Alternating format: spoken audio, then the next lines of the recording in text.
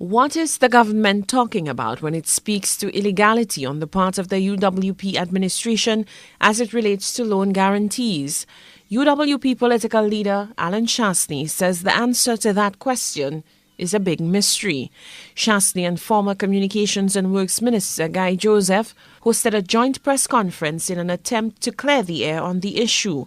The government has alleged that the former UWP administration did not seek the necessary parliamentary approval before paying out guarantees on contracts to A&M. But Chastanet argues that former Prime Minister and Minister of Finance Stephenson King had identified the projects in his budget statement and had subsequently sought permission to issue bonds to pay for recurrent and capital expenditure.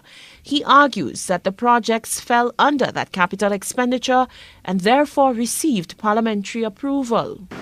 So on two occasions, resolutions were passed in the House that clearly gave government permission to draw down on the consolidated funds to have paid for the projects, and that these came in time before any payments had been issued.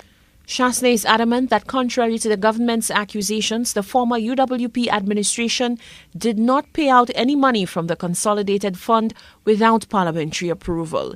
He says an Attorney General's opinion and the court's opinion on the Rochamel case speak to government's ability to enter into a contract and obligate a long-term repayment before going to Parliament.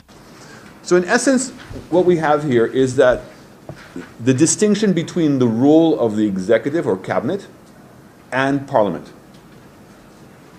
The executive or cabinet chooses the project and approves the project.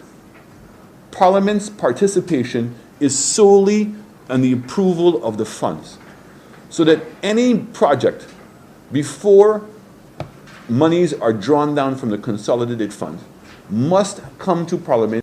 Prime Minister Dr. Kenny Anthony and his government maintain that while the advice of the former Attorney General was indeed accurate, the UWP government failed to follow through and issued payments to the construction company A&M before the guarantees were taken before Parliament.